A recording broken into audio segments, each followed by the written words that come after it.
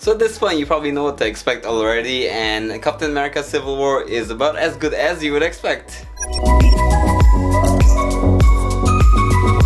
So Captain America Civil War is obviously about the conflict between, Team Cap versus Team Iron Man. And the way it starts off is kind of like this. So the Avengers have always left a trail of destruction wherever they go, as evidenced in the first and second Avengers movies. So in the first movie you had the aliens invading New York, and then in the second movie you pretty much had Ultron trying to drop a whole country onto the face of the earth. So now the UN is like, hey, people are getting killed here and no one's really taking responsibility, and you guys are just doing whatever the hell you want. So the solution they've come up with is that the Avengers will no longer be their own private organization. They'll be controlled by the UN or some government body. So now you have the two sides, so you have Team Iron Man, which is like, okay, sure, they can control us because we need to be put in check. And then you have Team Cap, who thinks that we shouldn't be controlled, we should still be on our own because we know ourselves best and the safest hands are still ours. And the movie does a very good job of showing you both sides of the argument and, making you question your own, which team you stand on. Now, of course, because this also continues the story from The Winter Soldier from 2 years ago,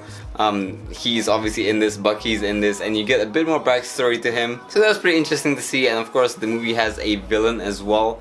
Now, a lot of people are saying the villain's pretty weak and he didn't do much because he was just a normal guy. But actually, I disagree. I think he did great for, being a normal guy, and he actually accomplished quite a lot in this movie. And I can't really say much without going to spoilers, so I'm just gonna cut it at that. But even though there is, a villain in this movie, the main focus is still the internal conflict between, Stark and Rogers. And the conflict carries a lot of weight because you've grown to know these characters over the past few movies, especially if you follow the entire Marvel Cinematic Universe all the way from 2008. So much like the other movies, Civil War also opens up with an awesome action scene. I kind of feel like this movie had some of the best ones we've seen so far. They did use a bit of the shaky cam style of shooting, but it wasn't too much that you couldn't follow the action. And I would say you can easily follow pretty much all the action in the movie. And one thing that I thought was really cool is that because you have all these different characters in the same movie, you get to see all these awesome combo moves that people do. So you have Scarlet Witch launching Cap into a building with her telekinesis powers and stuff. Oh, and that scene in the trailer where you see both teams running towards each other.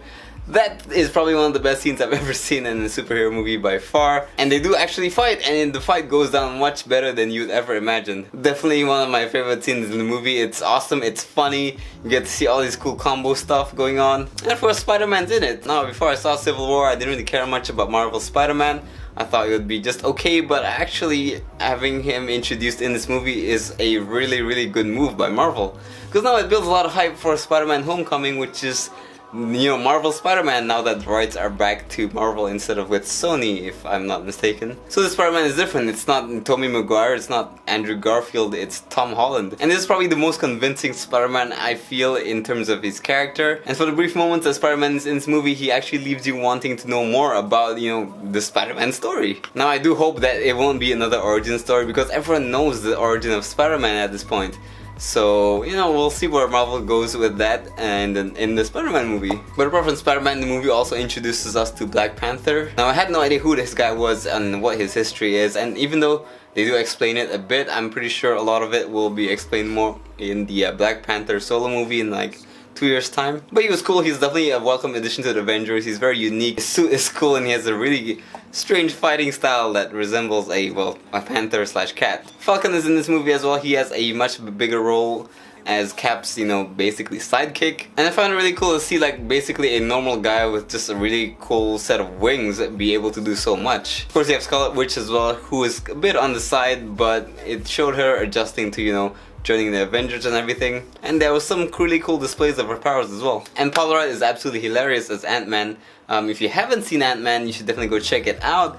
And if you want to see my review, it's going to be up here, but definitely go check that out before you move on to anything else Ant-Man related. So Civil War as a whole, I would say, is a lot better than Age of Ultron in terms of, storytelling, character development, and pretty much just a better movie overall as a whole package. I would say Civil War is a very character-driven movie because that's honestly the main driving force behind the movie is, the conflict between these characters. And again, you do get to see both sides of the argument and you really understand why this conflict is happening. And the ending definitely sets an interesting premise for where the next Avengers movie is gonna go.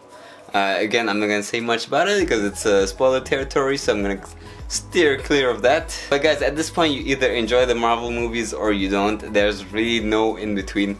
So definitely go watch this if you're a fan of the Avengers and Marvel movies in general. Honestly, Marvel's movies aren't anything of high art or like, you know, of Christopher Nolan's The Prestige standard or anything like that. They're just really fun and entertaining to watch, and that's really all you could ever ask for from a superhero movie. But anyway guys, those are my thoughts on Civil War. Let me know in the comments below if you're Team Cap or Team Iron Man, and I'll see you guys next time. They would lie still, and I remember how close I'm flexing with the forest glow. I've wasted